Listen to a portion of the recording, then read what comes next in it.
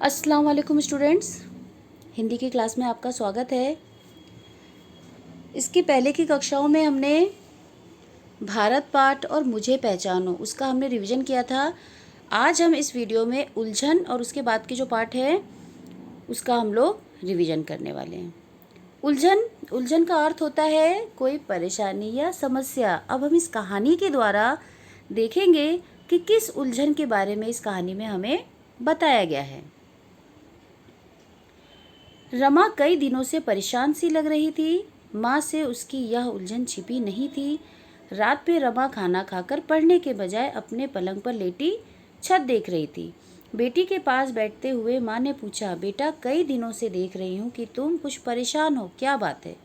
यहाँ पर रमा नाम की जो बच्ची है वो बहुत परेशान थी, कई दिनों से बहुत परेशानी में थी। वो अपना काम नहीं ढंग से कर पा रही थी। खाना खा के जब वो बैठी तो वो अपनी पढ़ाई ना करते हुए छत देख रही थी। तो उसकी माँ को उसकी समस्या समझ में आती है और वो उससे आकर पूछती हैं कि तुम कई दिनों से परेशान हो, क्या बात है, तुम्हारी उलझन क्या है? माँ, हम लोग परीक्षा के बाद हमेशा कहीं ना कहीं घूमने जाते हैं, उसमें बहुत पैसा खर्च होता है ना, कितना होता होगा? यहाँ रमा ने उससे सवाल पूछा अपनी माँ से हिचकते हुए कि जब हम लोग परीक्षा के बाद में घूमने जाते हैं तो बहुत सारे पैसे खर्च होते होंगे, कितने लगभग खर्च होते होंगे? माँ के अधरों पर मुस्कान तैर गई। अधरों मतलब होठों पर मुस्कान तैर गई। तो तुम खर्च को लेकर परेशान हो? माँ ने उससे सवाल पूछा कि क्या तुम खर्च को लेकर परेशान हो? रमा बोली, नहीं माँ, हम लोग इस बार अगर कहीं ना जाएं तो क्या वह पैसा मुझे मिल सकता है? तुम्हें इतने पैसे की क्या ज़रूरत आ पड़ी? माँ की आवाज़ में आश्चर्य था। तो जब रमा ने पैसे के बारे में बात करी तब रमा जो उसकी माँ थी वो हैरान हो जाती है और पूछती है कि तुम्हें इतने पैसों की क्या ज़रूरत पड़ेगी, मतलब ऐसी कौन सी समस्या आ गई कि तुमको इतने पैसों की ज़रूरत है? तो रमा ने उत्तर दिया, माँ, सुलक्षणा की माँ की तबीयत ठीक नहीं है, डॉक्टर ने ऑपरेशन के लिए कहा है। आपको मालूम है कि बड़ा परिवार होने के कारण उनका खर्च पूरा नहीं पड़ता। गरीबी के कारण वह इलाज नहीं करा सकते। मैं सोच रही थी कि ये पैसे में उनके काम आ जाएंगे, रमा बोली। तो रमा ने अपनी जो विचार थी, अपनी उलझन थी, उसको जब बताया कि उसकी मित्र सुलक्षणा, उसकी माँ की तबीयत खराब है, डॉक्टर ने ऑपरेशन के लिए बोला, उनका बड़ा परिवार है, गरीब परिवार है, तो वो इलाज नहीं करा पा रहे, और इसी समस्या को लेकर रमा ने सोचा कि अगर मैं इन पैसों से उनका इलाज करा दूं तो कितना अच्छा हो। माँ ने कहा, बहुत सारे डॉक्टर पापा के मित्र हैं, तुम कल ही सुलक्षणा से कहना कि वह अपनी माँ को लेकर आ जाए, उनका इलाज हम लोग करवाएंगे। सच माँ, तुम कितनी अच्छी हो। रमा की आंखों में खुशी झलक उठी। यानी जब माँ ने रमा की बात सुनी तो बहुत प्रसन्न हुई है। उन्होंने फ़ौरन उसको बोला कि तुम्हारे पिताजी के बहुत सारे मित्र डॉक्टर हैं और तुम उनको, अपने मित्र को बोलो कि अपनी माँ को लेकर हमारे घर आए, हम उनका इलाज कराएंगे। तो रमा खुशी के मारे उछल जाती है और उसकी आंखों में खुशी के आंसू झलक जाते हैं। रमा के माथे को चूमती हुई माँ बोली, मेरी बेटी सबसे अच्छी है क्योंकि उसका दिल दूसरों की तकलीफ से दुखी होता है। सुनकर रमा का मन खिल उठा। यहाँ पर माँ भी बहुत प्रसन्न होती है और सोचती है कि मेरी बेटी कितनी अच्छी है, जो दूसरों के लिए भी सोचती है और दूसरों के दुख में दुखी होती है और उनके दुख को दूर करने का प्रयास करती है।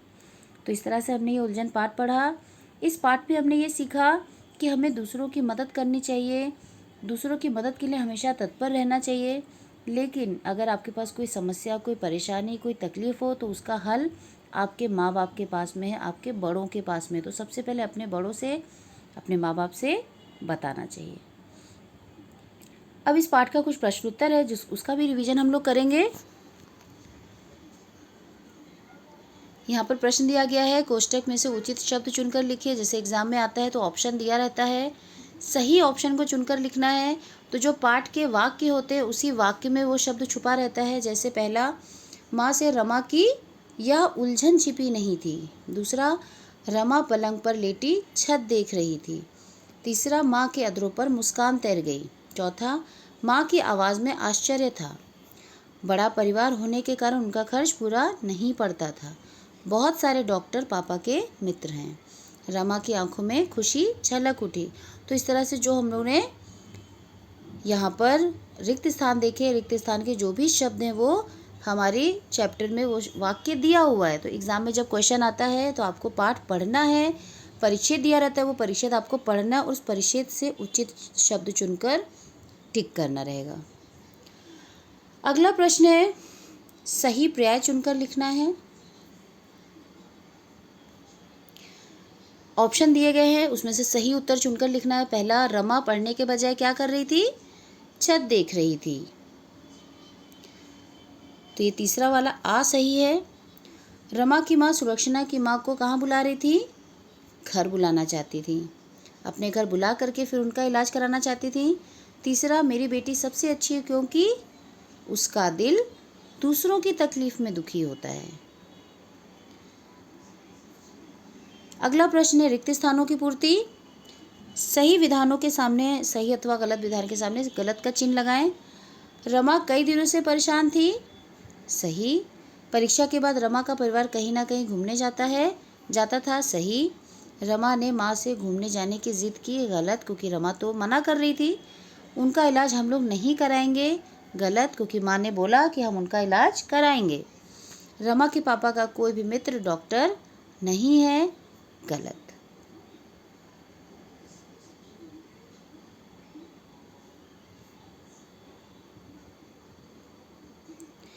माँ की बातें सुनकर रमा की आंखों में खुशी झलक उठी। सही। उसका दिल दूसरों की तकलीफ से दुखी होता है। सही। अब प्रश्न उत्तर यहाँ पर दिया गया है। माँ से क्या छिपी नहीं थी? माँ से रमा की उलझन छिपी नहीं थी। परीक्षा के बाद रमा के माता पिता क्या करते हैं? परीक्षा के बाद रमा के माता पिता कहीं ना कहीं घूमने जाते हैं। सुलक्षणा कौन थी? सुलक्षणा रमा की सहेली थी।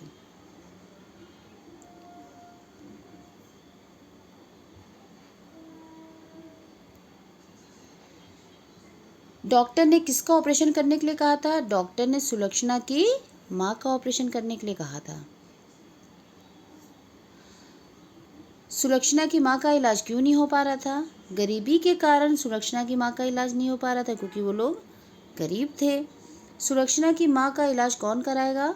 सुलक्षणा की माँ का इलाज रमा के माता पिता कराएंगे। रमा की आंखों में क्या झलक उठी? खुशी के आंसू झलक उठे।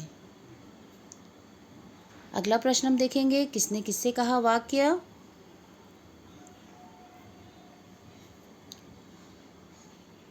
तुम कुछ परेशान हो, क्या बात है? किसने ये पूछा था? माँ ने रमा से पूछा था। उसमें घूमने जाने में बहुत पैसा खर्च होता है ना। किसने वाक्य कहा? रमा ने माँ से कहा। तुम खर्च को लेकर परेशान हो। माँ ने रमा से कहा। तुम्हें इतने पैसों की क्या ज़रूरत पड़ गई? किसने पूछा ये सवाल? माँ ने रमा से पूछा। उनका इलाज हम लोग करवाएंगे। माँ ने रमा से बात कही। सच माँ, तुम कितनी अच्छी हो। खुशी, जब रमा को ये बात मालूम पड़ती है तो खुशी से वो ये वाक्य बोलती है, खुशी के मारे। रमा ने माँ से कहा, मेरी बेटी सबसे अच्छी है। किसने ये बात कही? माँ ने रमा से कही। उसके बाद में काल का ये वाक्य दिया है। मैंने लास्ट लेक्चर में हम लोगों ने काल अध्ययन किया था। 3 प्रकार के काल होते हैं, वर्तमान काल, भूतकाल और भविष्य काल। अब इसमें वाक्य परिवर्तित करना है, यानी बदलना है। अब यहाँ पर वाक्य दिया गया है, रमा कई दिनों से परेशान लग रही थी।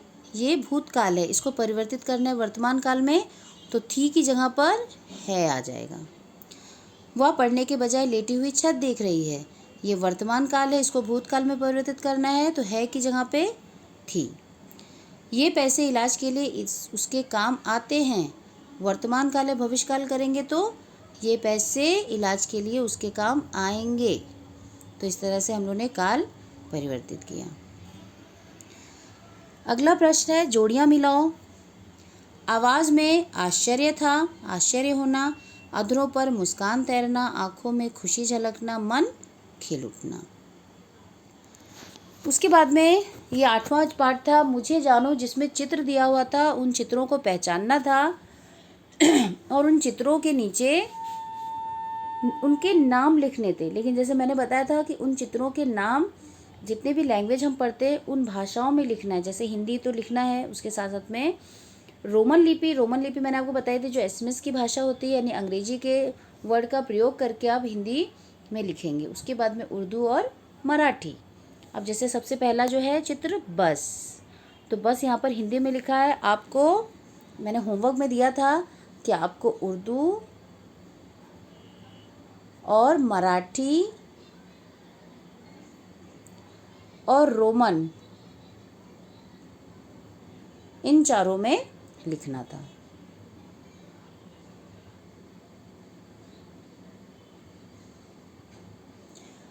दूसरा चित्र है कुत्ता और गाजर,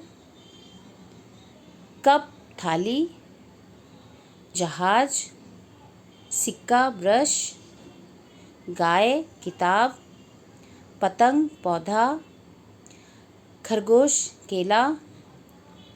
अब यहाँ पर वर्कबुक में देखिए इस तरह से दिया हुआ है क्वेश्चन जो मैंने आपको होमवर्क में दिया था।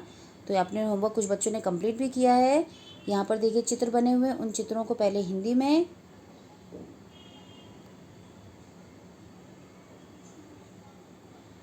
रोमन में, मराठी में और उर्दू में भी लिखना है। तो ये सारे शब्दों को नाम आपने पहचान लिया, अब उनके नाम आगे आपको लिखने हैं इस तरीके से। तो आपको रिवीजन समझ में आया होगा, पाठ का रिवीजन, प्रश्न उत्तर, उसके साथ साथ में मुझे पहचानो, ये दोनों पाठ आपको समझ में आया होगा। धन्यवाद।